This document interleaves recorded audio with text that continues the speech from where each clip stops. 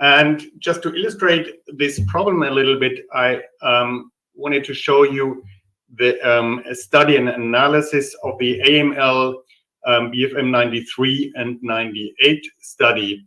And in this study, we saw that almost 7% of patients died due to infectious complications. And if you turn it around, we saw that almost 60% of therapy-associated deaths were due to infections.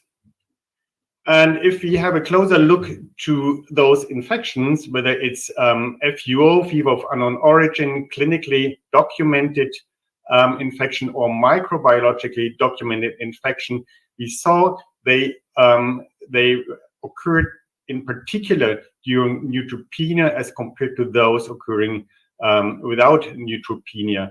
And among those microbiologic documented infections, we saw in particular bacteremias. And this information brings us to the point that we have to think about antibacterial prophylaxis. And there are different views. Some people have as arguments in favor of antibacterial prophylaxis that you might reduce mortality, or you might reduce bloodstream infections or fever of unknown origin, which is still associated with hospitalization and the use of intravenous antibiotics. On the other hand, others argue that you might increase the resistance, which might affect individual patients or institutions, and you might have a collateral damage if you think about the fluoroquinolones, which are associated in particular with musculoskeletal or neurological problems. And just to bring a little bit light into this discussion, I would like to share with you the data of the 8th European Conference of Infections in Leukemia. You can find those slides on the website of the ISIL 8 meeting. You look for the pediatric group, and I hope that this paper will be available like in 4 weeks from now. The ISIL, it's a joint venture of the EBMT, the ERTC, and the Immunocompromised Host Society. And the group usually looks to problems in patients suffering from leukemia, lymphoma, and undergoing auto or allo stem cell transplantation. And for the question about the antibiotic use, we did a literature search from 2000 to 2019, and we looked to randomized and larger observational pediatric or mixed pediatric adult studies where we could separately retrieve pediatric data. We also looked to the ESIL guidelines for the adults, and we looked to adult studies which were randomized or observational studies. And we used the ESCMID ECMM grading system, where you have the strength of recommendation A to D, and also the quality of evidence 1, 2, or 3. And the final decisions were done in a consensus meeting. Just coming to the first question, whether antimicrobial prophylaxis influences mortality. And we had here the 4 randomized pediatric studies which looked to this question here. And what we saw, that the antibacterial prophylaxis did not reduce mortality rates in patients with AML, ALL, and stem cell transplantation. As you can see here, no difference, no difference, and no difference. However, one has to see that the mortality rates in the controls were really very, very low. Here, 0 out of 37, 0 out of 84, that it's hard or impossible to reduce the mortality rates. The next question was whether antimicrobial prophylaxis reduces the risk of bacterial bloodstream infections. And as you can see here, we saw a reduction of the BSI rate in acute leukemia, which was mainly relapsed acute leukemia in a study with a high BSI rate in controls. You can see here the difference was here 0.007 in relapsed ALL, 0.05 in AML, but was not significant with a p-value of 0.6 in stem cell transplantation patients. But here you see that the bloodstream, the rate of bloodstream infection in the controls were really high. It exceeds what we see, for example, in our hospital, 50% of BSI in controls in those with relapsed ALL, almost 40% in AML patients, whereas it was much lower in allo stem cell transplantation, a little bit higher than 20%. And therefore, one could think that if you have this very high BSI rate in controls, then you are able to significantly reduce the risk of BSI with antibacterial prophylaxis. When it's lower here, then you are not able to reduce this risk. And also what we have to recognize is that the rate of fluoroquinolone resistance in colonizing bacteria was quite low, with less than 10%. Coming to the question whether antimicrobial prophylaxis reduces the risk of febrile neutropenia, what we saw here, we saw a reduction in those studies, and this reduced the febrile neutropenia rate in patients with acute leukemia and stem cell transplantation. And those studies reporting this were those using fluoroquinolones, whereas the only study here, randomized study using amoxiclavulanate, did not result in a reduction of febrile neutropenia. The question then is antimicrobial prophylaxis associated with resistance emergence? And the studies reported that fluoroquinolones possibly lead to increasing fluoroquinolone resistance or resistance to other broad-spectrum beta-lactams in colonizing bacteria. And what's not surprising, that we saw an increasing fluoroquinolone resistance rate in those patients who had invasive bacteremia, because then this is like a breakthrough infection and you with fluoroquinolone resistance.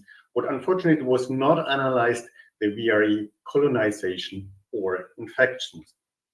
And with this, I'm coming, or I would like to go a little bit deeper, because this was an observational study where we, where people in Germany looked to the emerging resistance after the approval of ciprofloxacin in Germany. It was approved in 1984, and they looked to resistant E. coli against ciprofloxacin. And what you can see here, 10 years after the compound was approved in Germany, we had a resistance rate of 5%, which was then 10 years later, so 20 years from the approval, more than 20%.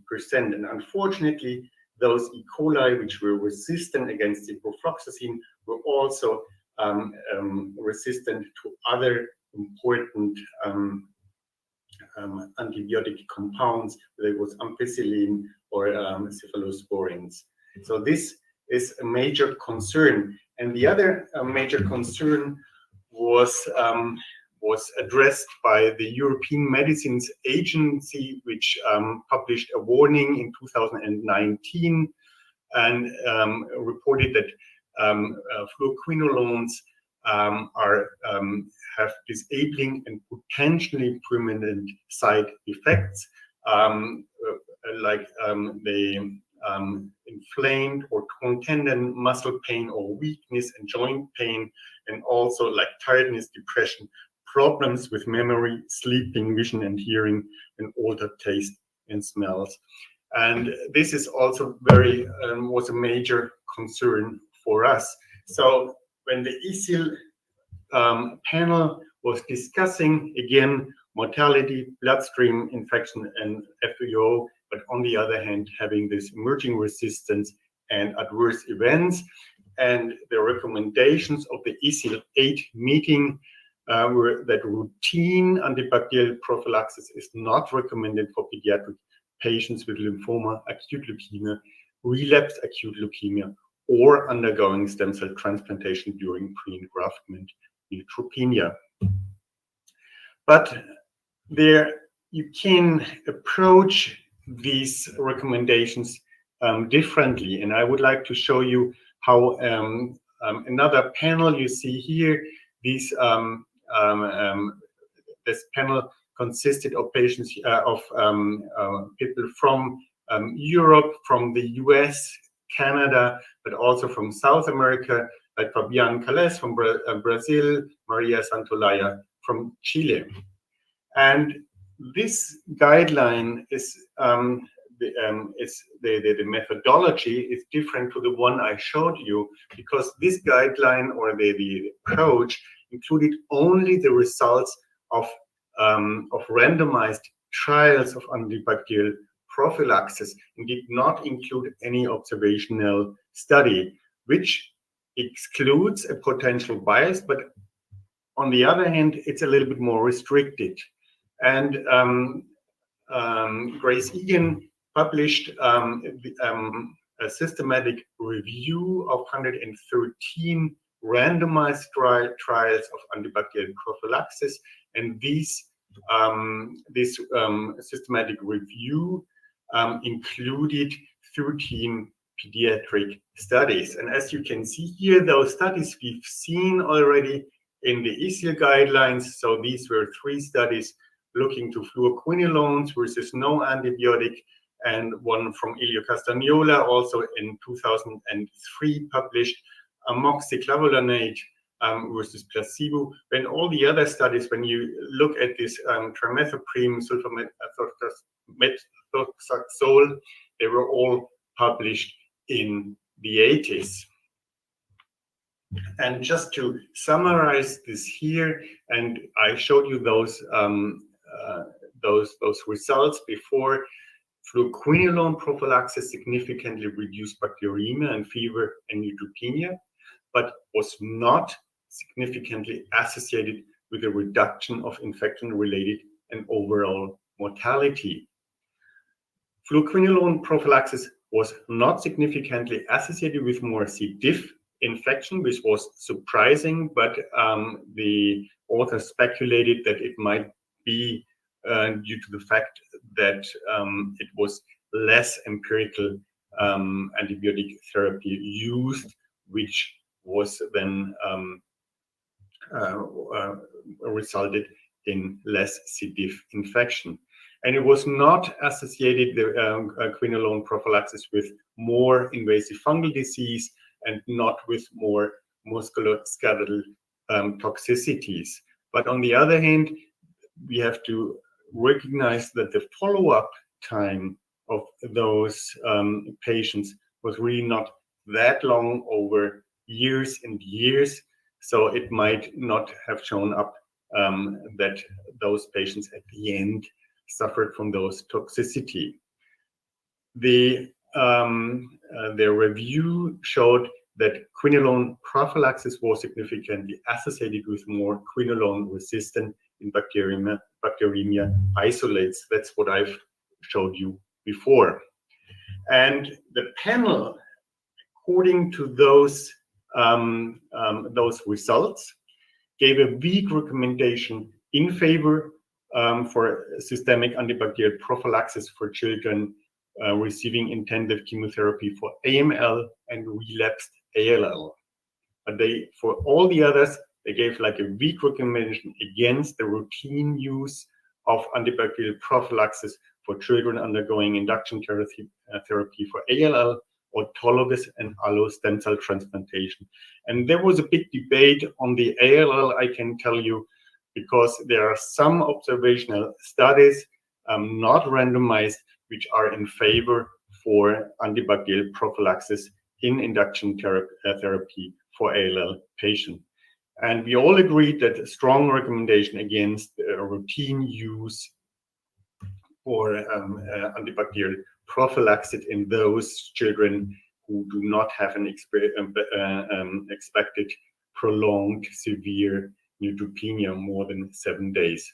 And if used, the prophylaxis with levofloxacin was recommended because for this agent we had the most direct and the strongest data.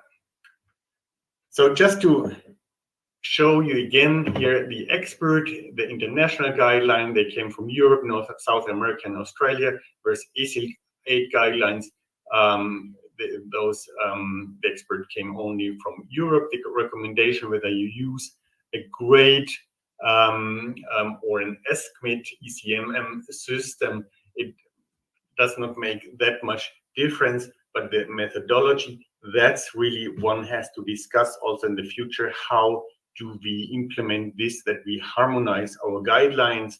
Because here the international guidelines, as I said, based on randomized studies only, then a consensus conference, whereas here in the EC guidelines, randomized and observational studies, approval status also, and adult recommendation also consensus conference. And here, therefore, they said not recommended at all for any of those patient subpopulations, whereas here in the international guidelines, weak recommendation for AML and relapsed ALL, but not for all the others. How do we do this in Germany? In Germany, we have two working parties, one of the German Society of Infections in Children and one of the Pediatric Oncology and Hematology, and they endorse the ECIL 8 recommendations. And those ECIL 8 recommendations also corroborated the recommendations in adults. So no routine use of prophylaxis or prophylactic antibacterial compounds in pediatric oncology, which is independent, I have to say, of the prophylaxis against pneumocystis with TMP-SMX. But you also have to consider your local specifics. And also this does not include this recommendation, the use of antibacterials, even with levofloxacin in individual patients. With this, I'm at the end and I'm happy to discuss this further. Thank you very much.